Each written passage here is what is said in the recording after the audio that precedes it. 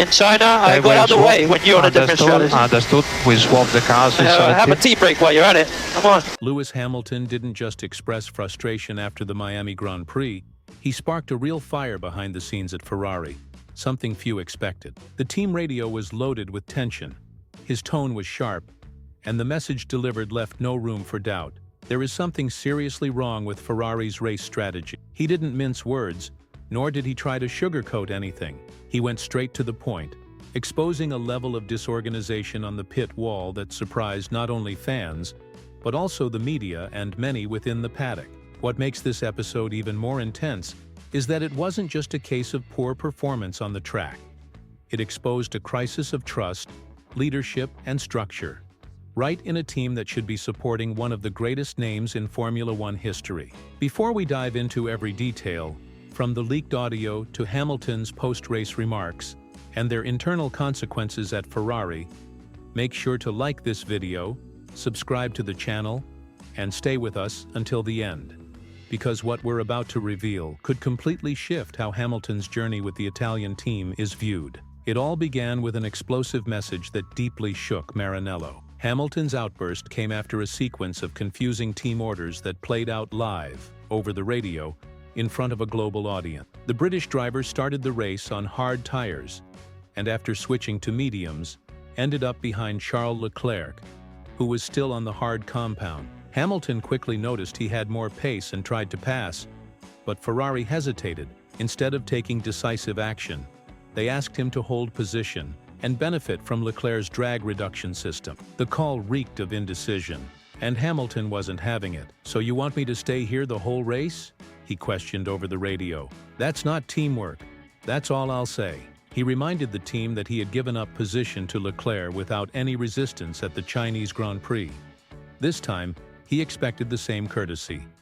Eventually, the team gave in and authorized the switch, but the damage had been done.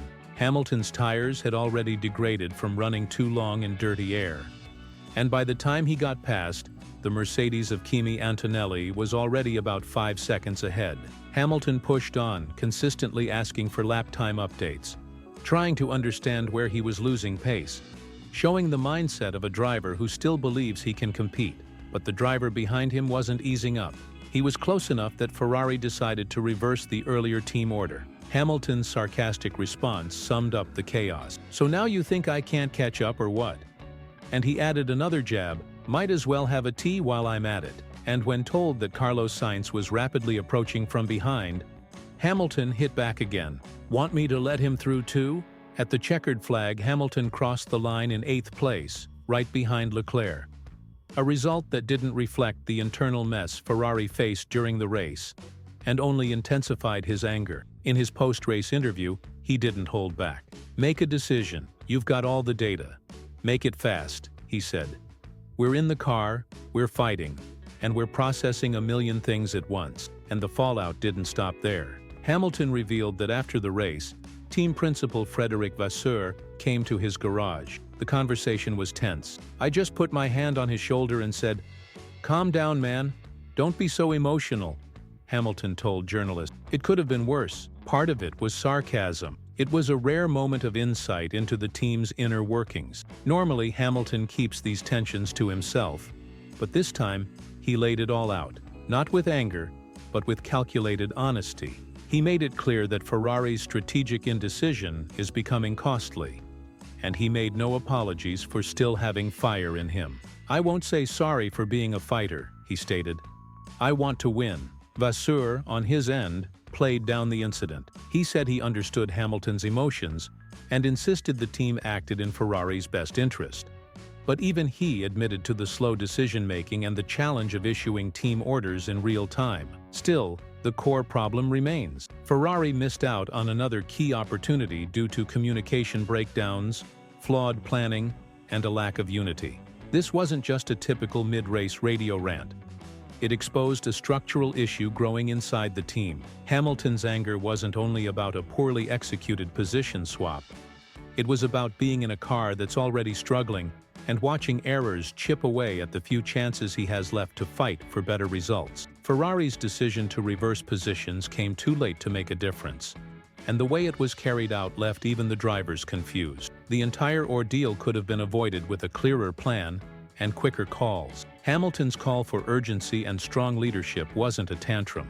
It was a distress signal from a driver who knows what elite performance looks like and sees his window of opportunity narrowing. This season's car model is already lagging behind top rivals, and when internal errors pile up, the gap only widened. The team had a chance to show unity and tactical sharpness, but instead exposed a lack of alignment. For Hamilton, races where every move needs to be precise become deeply frustrating when poor decisions undo all the effort.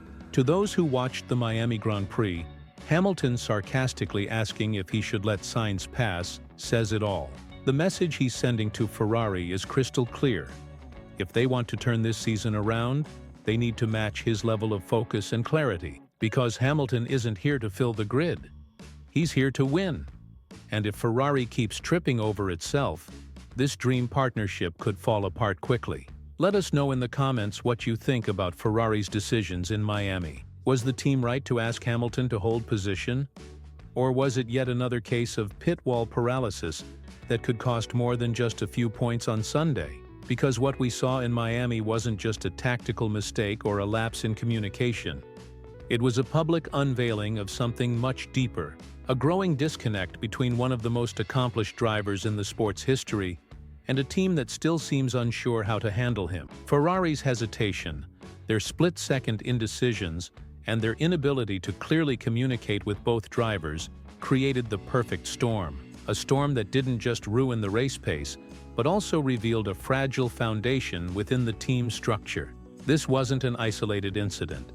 The signs had been showing for weeks: strategic blunders, conflicting orders, and a car that struggles to keep up with McLaren, Red Bull, and even Mercedes. But now, for the first time, Hamilton's frustration broke through the surface. He's no longer shielding Ferrari from criticism. He's speaking up on the radio, to the press, and behind closed doors with Frédéric Vasseur. Even if the team tries to downplay this and label it as just heat-of-the-moment emotion, the truth runs deeper. These remarks are not random. They're a public vote of no confidence in the current direction. Hamilton expected challenges in his debut season with Ferrari. He knew it would take time to adapt to a new team and car.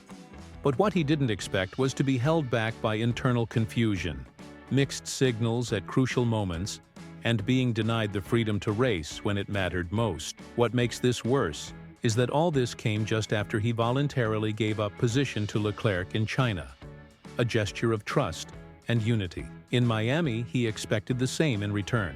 Instead, he was asked to hold, then allowed to pass too late with worn tires, and later told to yield again.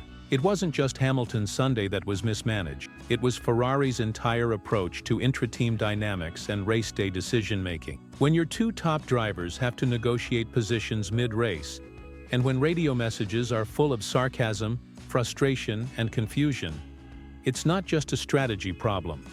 It's a leadership issue. The real question now is how Ferrari will respond. Will they sit down for tough conversations? Will they realign their strategic protocols to avoid this in the future?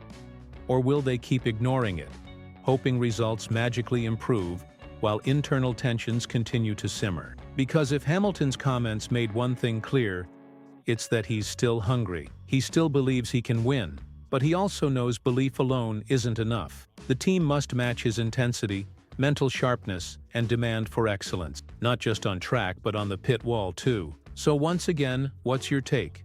Was Hamilton right to speak out? Did Ferrari make the right calls?